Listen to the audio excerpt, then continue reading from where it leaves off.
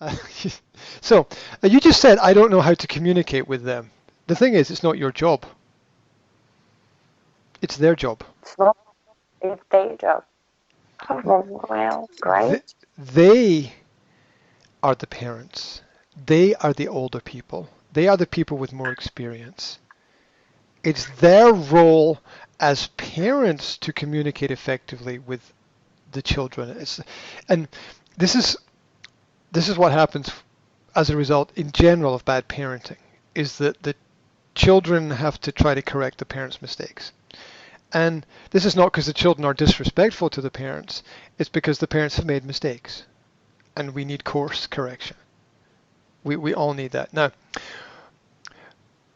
my mother said to me once that she said something like it was just the end part of a conversation. It was a small thing she said, and she said, "Oh, your of course your son would never question you."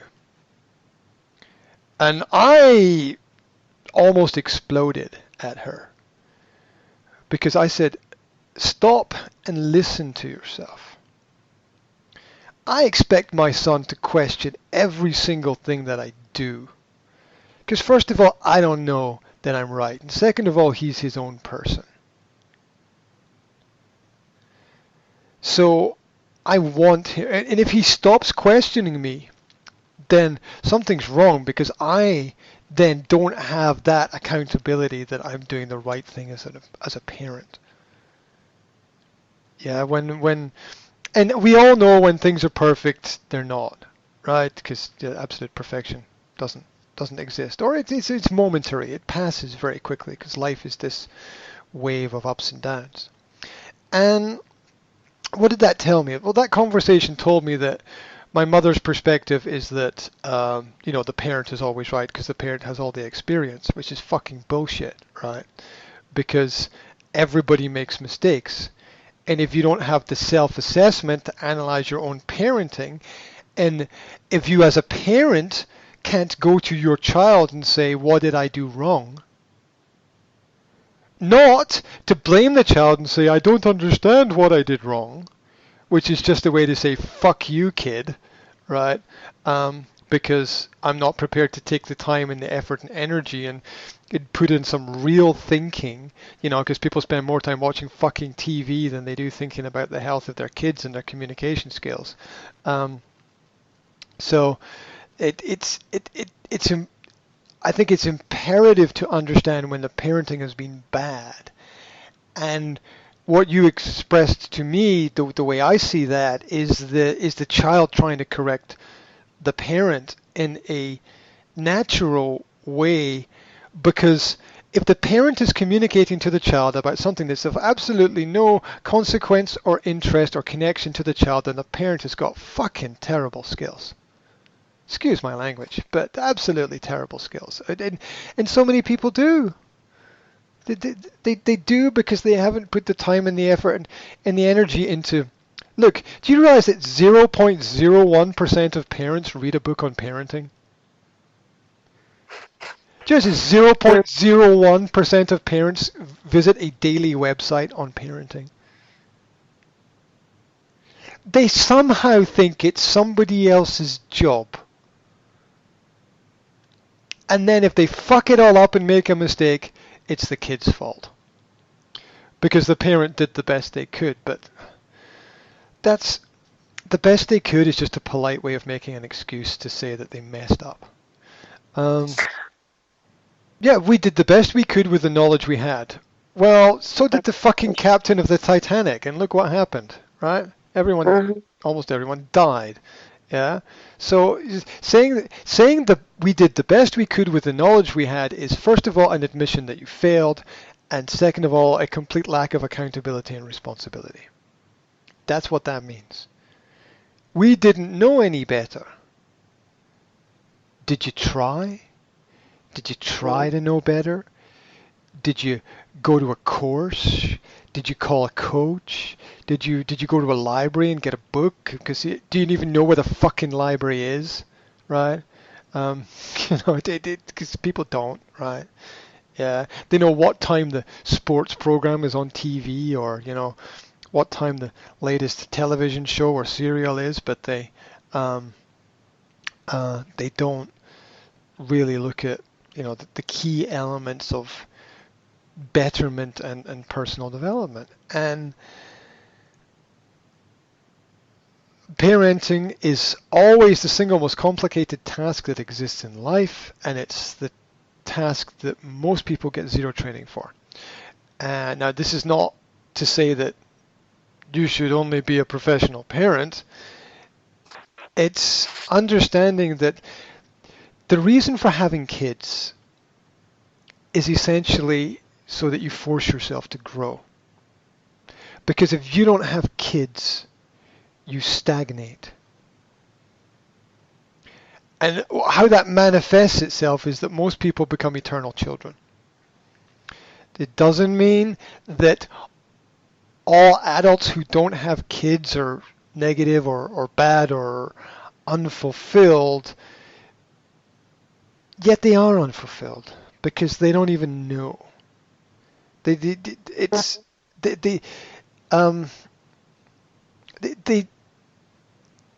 the responsibility of the creation of life is, in essence, part of what creates the God complex within people, which is, oh my God, I've created a new life. I'm suddenly responsible for this. I need to take more care.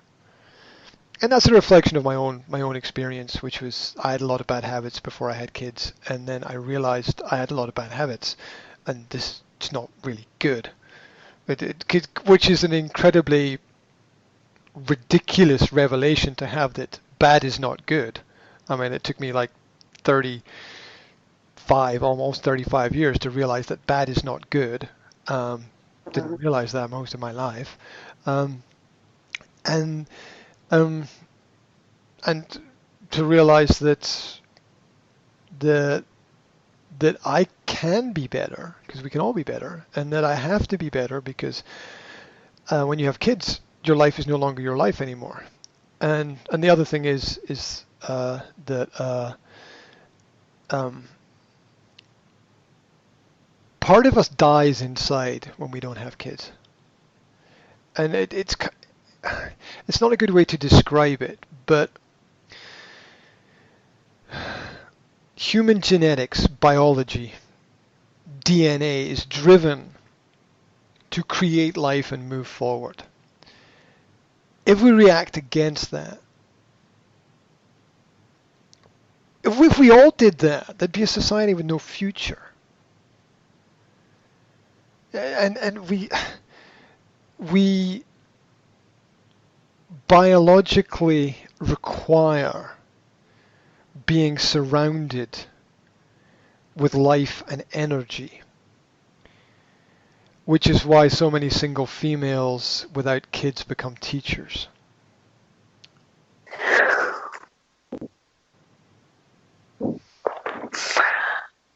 In the past? In general, because biologically they're taking care of that biological need. And there's nothing wrong with it, but it's just understanding biology. It's biology is biology, right? You can't fuck with it, right? It is what it is. Yeah.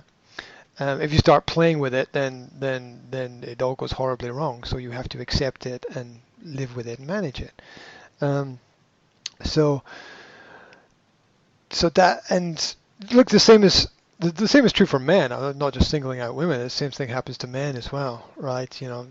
Men who don't have kids they tend to regress rather than progress. A lot of people regress when they don't have kids because life is levels, and having kids is suddenly show me somebody who's not challenged by having kids, right? I mean, even people who love children and spend lots of time with them, and they're challenged by having kids because it's your kids, right? And you don't look, you don't understand. I'm not talking about you specifically, but in general, the world doesn't understand the difference between their kids and your kids, because if their kids get sick, that's a shame and you feel sorry for them. But if your kids get sick, it's like the end of the world, right? And I don't mean that. I don't mean like literally the end of the world. What I mean is like there's a big panic and oh my God, I want to do everything within my power to make the kids healthy and do everything for them, which is a responsibility you don't really have with other people's kids. So where we want to do the best for them, but if we fail, then that's kind of okay because it's a job. I read a study yesterday, and it wasn't my intention. I was talking with a friend about something, and he told me about this study about families and children, and I was like, but that's, and he said that there, and I might do a presentation on this, but it's so negative and so shocking that I want to keep my information positive for people, so I'm not sure quite what to do with this. But in 1944, yeah, in 1944 in the United States. Now you have to go back to 1944. We're looking at World War II and, pretty brutal time. In 1944 in the United States, there was an experiment where children were not given physical contact with their parents, where newborn babies were not allowed to have physical contact with their parents. And all of the babies died. Yep. They all died. Yeah, and to think that this doesn't happen to adults as well when they don't have kids. You think about it. Okay, so the child dies because they don't have the physical contact with the adult. But this physical contact is as necessary for the adult as it is for the child. The adults just learn to manage themselves better. Mm-hmm. That's what I mean when I say they're dead already, to a certain extent. Because the biological change that you need to grow to the next level is not going to happen. Now, it's unfortunate for some people in life that they don't have kids, and there's nothing that can be done to change. I have friends that don't have kids, and maybe they can't have kids as well, and that. But when you understand that, you have to learn to manage that in some kind of way where you put. Which is why I say become teachers, because people subconsciously put themselves in that environment because that's what keeps them alive. Because